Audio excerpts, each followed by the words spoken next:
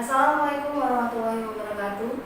Baik pemirsa, saat ini telah hadir di studio kita yaitu Bapak Suwardi selaku lawyer dari pihak keluarga besar Joni Erik yang diduga tanah hak milik mereka telah direbut oleh oknum TNI Angkatan Laut wilayah Lampung. Selamat sore Pak.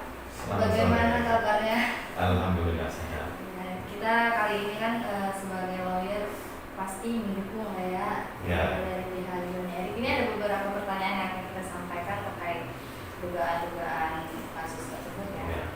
Untuk secara hukum pidana, tanah masyarakat yang telah memiliki sertifikat dan diduga telah direbut oleh oknum TNI AL itu seperti apa sih? Ya, kalau kita mengacu ke Kitab Undang-Undang Hukum Pidana, maka itu diatur di pasal 385 yang intinya barang siapa yang menguasai, kemudian mengusahakan atau mengelola lahan yang diduga milik orang lain, maka dia bisa diancam dengan hukuman pidana maksimal 4 tahun penjara. Jadi kalau dia sampai melakukan itu maka bisa penjara terus secara pidananya selama 4 tahun kurungan penjara itu tadi. Apalagi kalau misalnya yang melakukan ini adalah semacam pejabat negara ya. Kalau dia oknum TNI itu maka dia masuk dalam pejabat negara. Dan yang direbut atau dikuasai tanah itu milik rakyat tadi kan, artinya mungkin akan lebih berat ya risikonya kalau benar-benar terbukti. Berarti sanksinya kemungkinan hukum pidana dan pemecatan gitu ya? Iya, kalau dia memang terbukti, kemudian dia diputus oleh pengadilan yang sudah memiliki kekuatan hukum tetap, ya, maka bisa diberhentikan dan tidak hormat kalau memang terbukti dia menyerobot atau menguasai tanah milik orang lain. Ini sebagai lawyer, langkah apa saja yang sudah kita jalankan terkait kasus? Ya, ini sebenarnya dimulainya sudah hampir 1 tahun berjalan ya, kita mulai yang pertama kita mulai melakukan somasi terhadap pihak Kimal ya. Di sini bukan TNI Angkatan Laut secara keseluruhan ya. Yang kita ketahui yang menguasai itu adalah pihak Kimal. Markasnya ada di Lampung Utara atau di Kota Lampung Utara. Yang pertama sudah kita somasi agar mereka segera mengosongkan lahan tersebut ya. Termasuk pada pihak perusahaan yang awalnya itu perusahaan PT Jelaku, ternyata setelah kita selidiki dalam perjalanan ternyata itu bukan PT Jalaku yang menguasai, sudah berpindah tangan dan oleh PT Kencana Cindo Perkasa. Jadi sudah beralih ke pihak lain. Kemudian yang kedua, kita juga sudah melaporkan ke pihak Kementerian ATR dan BPN. Waktu itu sekitar bulan Februari kita sudah diterima secara resmi oleh Pak Menteri untuk melaporkan hal ini. Sudah waktu itu ada beberapa dirjen juga yang hadir, sudah dibuka secara luas bukti-bukti yang kita punya, kemudian sudah dikaji oleh pihak kementerian. Nah sekitar bulan April itu ada tim juga yang turun ke Lampung Utara, kemudian bahkan sampai ke lokasi tanah karena mereka akan mengecek kebenaran tanahnya itu apakah betul ada atau tidak, dan memang ada. Kemudian mereka sudah melakukan rapat dan itu sudah sampai pusat. Kemudian terakhir ada kabar bahwa itu sedang dilakukan penggodokan untuk dicarikan jalan keluar yang terbaik seperti apa. Jadi upaya-upaya sudah kita lakukan. Ya hampir 1 tahun lah kita berjuang untuk tanah keluarga besar Pak Erik. Setelah hampir 1 tahun berjalan ini, Anda sebagai lawyer mengetahui sudah seluas apa dan beberapa tanah masyarakat yang sudah dikuasai oleh oknum TNI? Ya, kalau khusus untuk tanah ini, saudara Erik dan keluarga besarnya itu ada seluas 200 hektar, lebih kurang 200 hektar yang terletak di Dusun Dorowati, Desa Kelangan Ratu, Kecamatan Lampung Timur. Kemudian ada juga yang masuk ke kami, itu ada beberapa pengaduan, itu seluas 374 hektar, jadi totalnya mencapai 574 hektar. Tapi saat ini kita sedang fokus dulu ke tanah keluarga besar Erik itu 200 hektar. Sementara yang 374 itu bukan kita tidak fokus sana, tapi tetap kita kumpulkan dulu bahan-bahannya, kemudian langkah-langkah apa yang kita lakukan. Karena memang laporan juga setelah punya Pak Erik yang kita berjalan, baru ada laporan yang 374 hektar itu. Mungkin boleh diceritakan untuk terkait soal penguasaan tanah milik masyarakat ini oleh TNI? Iya. Ada berbagai macam modus ya. Kalau yang tanahnya saudara Erik ini, yang pertama itu kan ada berbagai macam tanaman dulu ya. Ada karet, kemudian ada tanaman buah-buahan.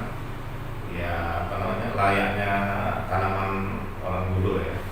Kan dulu itu masih semacam apa, dia hutan tapi tetap dirusakkan dengan tumbuh-tumbuhan yang bermanfaat, misalnya ditanam jati, kemudian ditanam apa namanya buah-buahan seperti durian, kemudian nangka, jengkol dan sebagainya.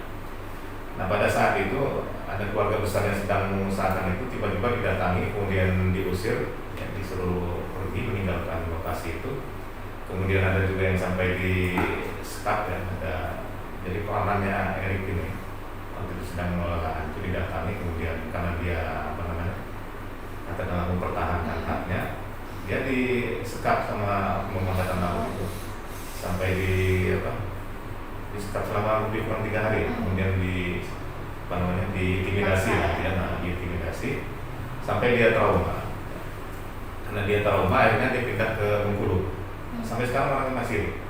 Kalau kita minta untuk bercerita kronologinya seperti apa, ya dia akan bercerita seperti apa namanya apa adanya, dan orangnya masih ada sampai sekarang. Itu modus yang pertama, jadi dipaksa untuk menyerahkan tanah. Kemudian yang kedua, dipaksa untuk menyerahkan sertifikat ya, atau bukti hak milik tanah itu. Jadi mereka mendatangi beberapa warga itu, kemudian menyatakan bahwa tanah yang dia miliki itu adalah tanah milik angkatan laut, minta diserahkan surat-suratnya, atau harus dulu bahasanya, kami akan mengecek kebenaran suratnya, jadi diambil. Ya namanya masyarakat awam kan takut ya, apalagi berhadapan dengan apa namanya TNI, akhirnya diserahkan. Sampai sekarang ada yang tidak kembali. Ada juga yang memang langsung dikuasai. Jadi apa namanya, sedang ada tanaman masyarakat misalnya singkong, tiba-tiba sudah dibajak oleh mereka. Ya masyarakat nggak bisa melakukan apa-apa, ya namanya juga takut kan. Jadi ada yang tanahnya dikuasai oleh TNI, oknum TNI itu, kemudian suratnya masih ada dengan mereka. Kemudian ada yang surat yang dikuasai oleh pihak TNI, tanahnya masih tetap digarap oleh masyarakat. Kemudian ada yang dua-duanya, tanahnya sudah dikuasai, kemudian apa namanya surat-suratnya juga sudah diambil. Jadi ada beberapa modus ya, yang dilakukan itu. Dan itu sudah berlangsung lama dari tahun 70-an, 80-an, dan upaya-upayanya juga sudah banyak dilakukan, tapi menemui jalan buntu. Iya, tidak menemukan hasil. Ini jika kasus ini sampai ke pengadilan dan masyarakat menangkan nih kasus ini dan terbukti bahwa hak milik itu benar hak milik mereka. Iya. Dan tetapi pihak TNI ini masih menguasai, itu apa sih hukumnya dan sanksinya seperti apa? Iya, kalau dia sudah sampai diputuskan oleh pengadilan dan memiliki kekuatan hukum tetap atau inkrah kalau bahasa hukumnya, maka dia ada upaya eksekusi namanya. Jadi pihak pengadilan bisa melakukan eksekusi terhadap tanah tersebut. Eksekusi itu artinya mengosongkan lahan ya, yang dilakukan oleh pengadilan. Kalau pengadilan sudah melakukan, berarti kan atas nama negara yang melakukan. Kemudian dikosongkan, apapun tanaman atau bangunan yang ada di atasnya harus digusur semua, dan nanti dikembalikan ke pihak yang memiliki tanah itu. Jadi nunggu ada putusan inkrah dulu. Tapi sebenarnya upaya-upaya itu sudah dilakukan terus sama masyarakat. Cuman kan kandas juga pengadilannya, karena memang apakah memang bukti-buktinya tidak cukup. Tapi saya yakin itu cukup, karena ada bukti hak milik dan segala macam. Karena kan kepemilikan hak tanah itu kan yang tertinggi itu adalah akta kepemilikan. Iya. Nah di atas itu nggak ada lagi. Kalau masyarakat sudah punya akta hak milik itu, tapi tetap juga kalah di pengadilan, maka itu ada tanda tanya, ada apa kan? Apakah ada mereka takut ininya pihak penegak hukumnya, atau ada hal-hal lain sehingga masyarakat akhirnya nggak bisa berbuat apa-apa. Seperti itu. Tapi kalau memang pengadilan membuktikan dan membenarkan itu hak milik masyarakat setempat, tapi TNI ini selalu ingin menguasai gitu. Untuk selanjutnya itu seperti apa? Ya itu kan dilakukan eksekusi. Eksekusi itu kan bisa dilakukan pengadilan dibantu oleh aparat penegak hukum juga. Jadi maka maka dipaksa mereka untuk meninggalkan itu. Maka sering terjadi kericuhan kalau ada eksekusi itu, karena yang pihak yang merasa dikalahkan itu melakukan perlawanan biasanya. Tapi ini kan mestinya malu lah kalau kita satu institusi, apalagi itu TNI sudah dinyatakan bersalah oleh pengadilan kok masih bertahan misalnya untuk melakukan perlawanan lagi. Jadi memang harus diserahkan aja secara baik-baik mestinya kan? Apalagi sudah ada putusan pengadilan. Sebagai salah satu akademisi yang ada di Kabupaten Lampung Utara ini, sudah kita ketahui secara garis besar, secara geografis bahwa Kabupaten Lampung Utara tidak memiliki lautan. Iya. Tapi markas TNI AL ada di sini. Gitu. Menurut Anda seperti apa? Nah itu yang termasuk dalam aneh tapi nyata juga. Iya. Iya kan? Dan ini sudah saya bicarakan juga, saya sampaikan juga ke Menteri ATR BPN ya, Pak Hadi Cahyanto. Saya sampaikan bahwa Lampung Utara itu tidak ada secuil pun lautnya, tapi di situ ada angkatan lautnya. Jadi apa fungsinya? Yang namanya angkatan laut itu mengamankan perairan Indonesia, mengamankan perairan lautan. Kalau dia nggak ada laut, ya akhirnya kan seperti ini. Apa yang diamankan? Akhirnya mereka mengamankan perusahaan, mengamankan angkutan, yang yang mestinya bukan tugas mereka. Kemudian akhirnya masyarakat juga menjadi takut buatnya karena takut lahannya diambil, takut dia apa-apain. Maka sebaiknya memang tidak perlu ada Himalik, ada angkatan laut itu Lampung Utara. Kan awalnya juga bukan untuk sebagai markas ya. Awalnya kan kalau saya cerita dari awal ya, awalnya kan ada namanya PT Produksi Pangan. Itu sekitar tahun 65 sana lah ya, yang kita belum lahir. Nah pada saat tahun 65 itu ada pemberontakan G30 PKI, 30 September 65. Nah di situ ada indikasi bahwa PT Produksi Pangan ini terlibat dalam pemberontakan itu ya, terlibat atau berafiliasi dengan PKI. Maka dulu pemerintah memutus KKO namanya ke sini, yang KKO itu kan angkatan laut lah sekarang, untuk mengamankan aset itu, supaya jangan sampai dikuasai oleh PKI misalnya, atau membersihkan perusahaan itu dari PKI, maka diamankan aset. Kan perintahnya sampai di situ sebenarnya, mengamankan asetnya. Nggak harus membuat markas, kemudian malah memperluas lahannya, penguasaannya. Jadi kan jadi aneh ya. Kemudian selanjutnya berjalan dengan waktu itu dijadikan sebagai proyek pemukiman angkatan laut yang kegunaannya adalah untuk para purnawirawan atau pensiunan dari angkatan laut yang mungkin kalau dia di Jawa kan lahannya sudah sempit, maka dilakukanlah transmigrasi ke ke Provimal itu, diberi lahan satu orang misalnya 2 hektar. Ya sebatas itu. Nah ternyata ini jadi markas juga, markas angkatan laut. Jadi fungsinya itu nggak jelas. Menurut Anda seharusnya peran pemerintah daerah Kabupaten Lampung Utara untuk menyikapi kasus ini harusnya seperti apa? Iya, pemerintah Kabupaten Lampung Utara mestinya berdiri pada posisi yang netral, ya, berada di tengah-tengah untuk mencari jalan terbaik dalam persoalan ini. Ya tidak lain kalau menurut saya ya jalan terbaik adalah mengembalikan hak-hak masyarakat itu tadi ya. Kemudian mengembalikan, karena saya yakin bahwa tanah yang dimiliki oleh Cimol itu seharusnya tidak seluas yang sekarang ya. Kalau kita lihat putusan gubernur yang tahun 99 terakhir itu nggak seluas sekarang. Nah maka pemerintah daerah seharusnya dia berupaya untuk mencarikan solusi terbaik, mengembalikan hak-hak tanah masyarakat itu sehingga masyarakat juga menjadi tenang. Kemudian pihak angkatan laut juga merasa dihormati oleh masyarakat karena mereka sudah berjiwa besar mengembalikan yang menjadi hak milik oleh masyarakat. Jadi mereka harus posisinya netral atau posisi tengah-tengah pemerintah daerah ini dalam menyelesaikan persoalannya. Ini kan bukan kasus pertama, mungkin masih banyak kasus-kasus lainnya ya. Menurut Anda ini ada nggak kemungkinan yang dilaporkan oleh pihak Kimal ke Mabesar itu yang tidak sesuai dengan fakta sebenarnya? Iya, saya punya keyakinan pastilah berbeda. Karena bisa jadi mereka juga tidak mau kehilangan mata pencarian di sini kan, sehingga mereka melaporkan yang bagus-bagus saja yang ke pusat. Sebagai contoh misalnya, sampai sekarang mereka masih menggunakan putusan gubernur tahun 1974 yang mengatur tentang luasan, kemudian tentang peruntukan tanah-tanah tersebut. Sedangkan keputusan gubernur itu sudah dicabut dengan keputusan gubernur yang tahun 1977, kemudian terakhir dicabut dengan keputusan gubernur nomor 333 tahun 1999 yang bunyi yang mengatur tentang pencabutan dari keputusan gubernur yang tahun 74 itu sendiri. Dan jadi aneh kalau memang mereka masih menggunakan keputusan atau aturan-aturan yang lama untuk menguasai tanah itu.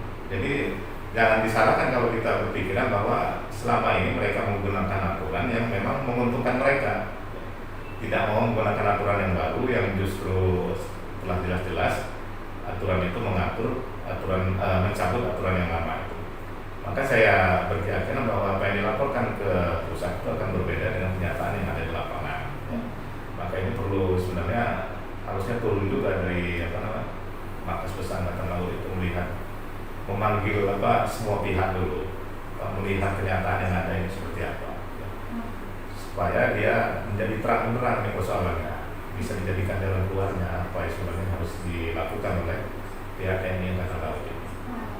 Jika tidak ada jalan lain, apakah mungkin jika warga, lawyer, dan pihak pemerintah daerah serta wartawan atau tokoh-tokoh masyarakat datang ke Mabesal gitu untuk menceritakan sebenarnya? Iya, bisa juga ya, bisa jadi. Tapi kan upaya itu sebenarnya sudah pernah dilakukan oleh saudara Erik, bahkan sampai ke Sekretariat Negara, sudah mau melaporkan ke Presiden, tapi diterima oleh Sekretariat Presidenan. Ini yang melaporkan semua itu. Nah, untuk ke Markas Besar Angkatan Laut pernah dilaporkan, cuma belum ada tanggapan, belum pernah dipanggil. Ya kalau kita memang mau ke sana, saya pikir nggak ada persoalan juga ya, biar Markas Besar Angkatan Laut juga menjadi jelas bahwa sebenarnya di bawah itu ada persoalan. Jadi jangan dia hanya terima laporan yang bagus-bagus saja di atas itu, sementara di bawah ini kan bergejolak. Masyarakat yang punya hak, jelas punya hak, kemudian tanahnya dirampas, surat-suratnya dirampas. Nah ini kan persoalan besar sebenarnya. Kalau ini dibiarkan, maka ini menjadi bom waktu nanti. Karena masyarakat sudah mulai melek hukum, sudah memahami aturan-aturan yang ada. Ya kalau dia tetap tidak diindahkan, tetap tidak dilayani apa yang diinginkan oleh masyarakat, ya jangan sampai nanti masyarakat akan menggunakan caranya sendiri. Nah ini juga nanti yang rugi juga kita semua. Maka saya juga berharap pihak Markas Besar Angkatan Laut itu bisa turun dulu ke lapangan. Turun ke lapangan itu juga bukan ke Kimal aja, tapi langsung juga temui masyarakat, temui pihak Pemda, kemudian lihat lokasinya di mana tanah itu. Jangan juga hanya berpedoman di peta yang punya Kimal itu aja, karena mereka juga punya peta. Tapi kalau menurut pengakuan masyarakat, petanya juga berubah-ubah punya Kimal. Nah, yang memetakan juga mungkin mereka sendiri. Nah, jadi ini kalau dia langsung turun ke masyarakat kan bisa melihat oh ya sebenarnya ini yang terjadi. Mereka bisa melakukan evaluasi. Apakah mau ditarik Kimalnya dari sini atau mencarikan jalan keluar yang lain.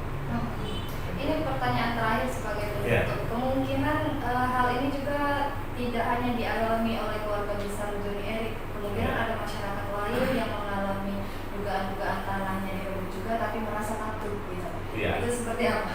Ya, banyak kan.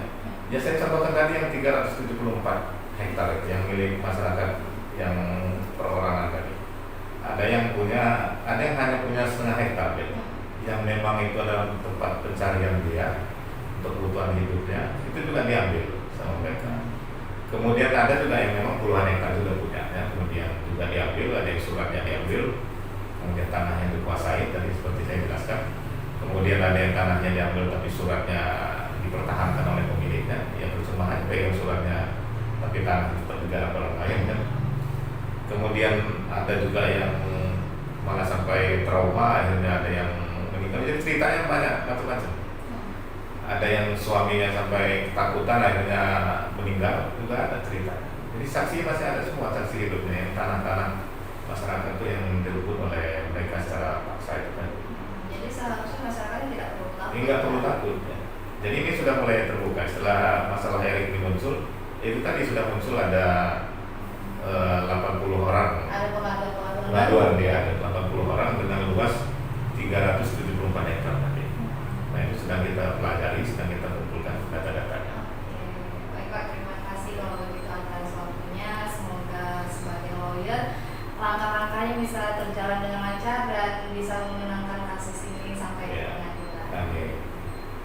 Baiklah pemirsa, itulah bincang-bincang kita bersama Bapak Suwardi selaku lawyer dari keluarga besar Joni Erik yang diduga tanahnya telah direbut oleh oknum TNI Angkatan Laut. Seperti biasa, pertanyaan yang sama, sebenarnya apa sih yang diinginkan oleh TNI Angkatan Laut? Dan di Kabupaten Lampung Utara pun tidak memiliki sedikit pun laut. Mengapa mereka masih ada markasnya di sini? Itu pun masih menjadi pertanyaan besar. Kita akan melanjutkan bincang-bincang berikutnya di segmen berikutnya. Sampai jumpa. Wassalamualaikum warahmatullahi wabarakatuh. Waalaikumsalam.